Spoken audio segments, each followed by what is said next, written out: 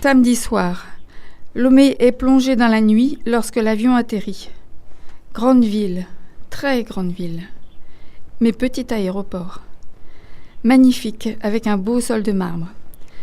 La sécurité veille, le flot des voyageurs s'écoule tranquillement.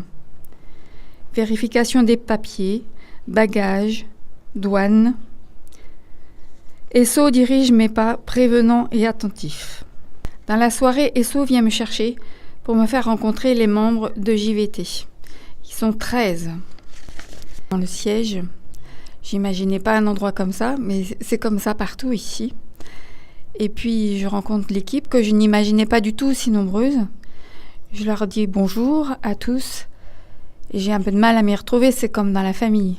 Ils sont tellement nombreux que mettre un nom sur un visage, ça va pas être simple, mais je vais m'y appliquer. Je m'entretiens avec l'un ou avec l'autre. Et puis on fait une petite réunion au cours de laquelle chacun se présente. C'est un bon contact. Mardi, levé à 3h30. Nous partons à Tsévier à 5h15 car nous attendons le taxi qui est pourtant le voisin Seydou. Nous commençons par Bouloudji. Il y a 1600 élèves, ce qui est incroyable dans une si petite ville, avec 25 enseignants. Il y a plein de maternelles, des cours préparatoires, une directrice tout à fait charmante qui s'appelle Marie et la directrice du primaire Germaine. Là, c'est une expérience extrêmement touchante et chaleureuse que de se voir entourée par tous ces petits, tellement joyeux qu'ils veulent tous m'attraper, tous me serrer. Certains me prennent les mains et me les frottent pour voir si des fois la couleur s'en irait. C'est trop marrant. Donc nous quittons Bouloumidji pour aller dans Bouloumidji E, qui est une maternelle excentrée, où nous déposons là aussi les filtres, là aussi avec de gentils enfants. Nous partons à l'école de Colo, déposer encore 2 ou 3 patients. Il y a le même accueil enthousiaste de la part des tout-petits. Ils sont tellement attachants, tous ces petits moments. Et en plus, ils sont une fois de plus tellement beaux. Après cette école, nous retournons à Tsévier. Et pour la 3e fois d'ailleurs, nous allons enfin rencontrer Monsieur Etier. Monsieur Etier est le préfet et nous avons eu la chance énorme de voyager avec lui depuis Bruxelles jusqu'à Lomé. Esso, qui le connaît bien, avait déjà engagé conversation avec lui et il avait promis de repasser le voir dans sa préfecture. Et il avait bien fait parce que nous avons créé un contact chaleureux. D'abord parce que ce monsieur est vraiment absolument charmant, très humain, très ouvert, très à l'écoute des gens.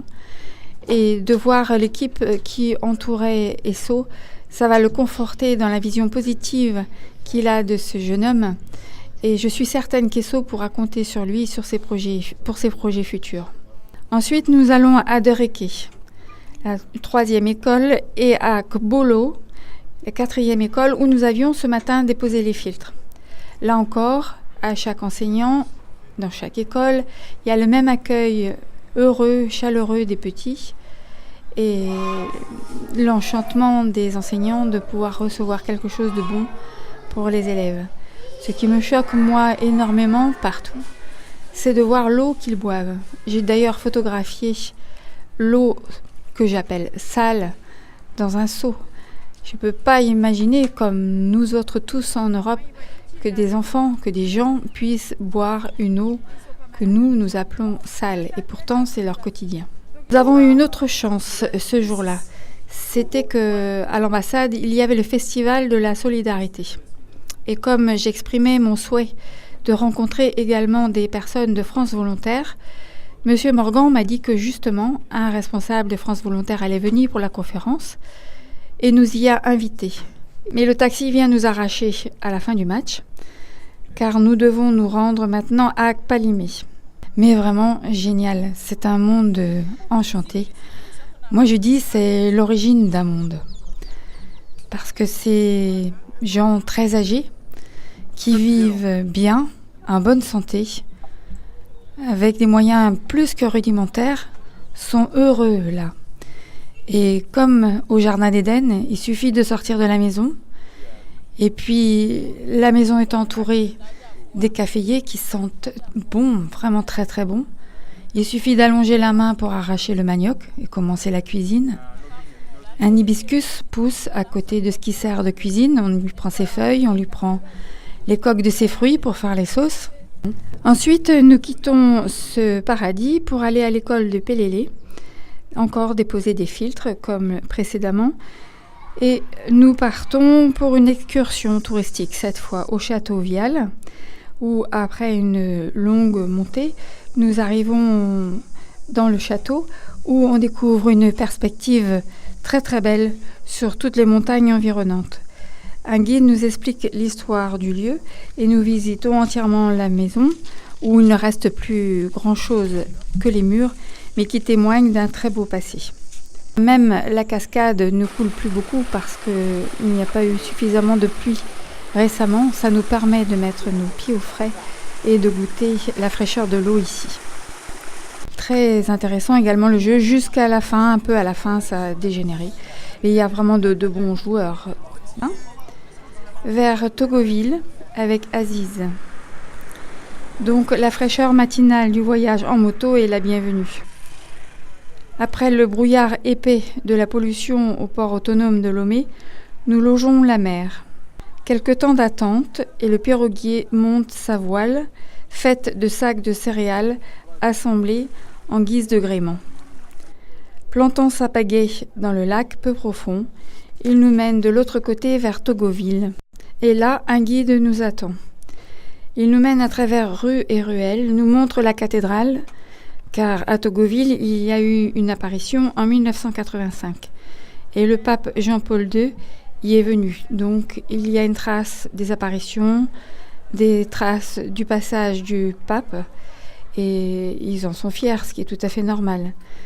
Et ce qui est beaucoup plus étonnant pour des gens comme nous, c'est qu'à côté de la cathédrale cohabitent les dieux animistes, et il nous en fait rencontrer quelques-uns, dont le dieu animiste qui protège le marché, à qui on vient faire les offrandes régulièrement.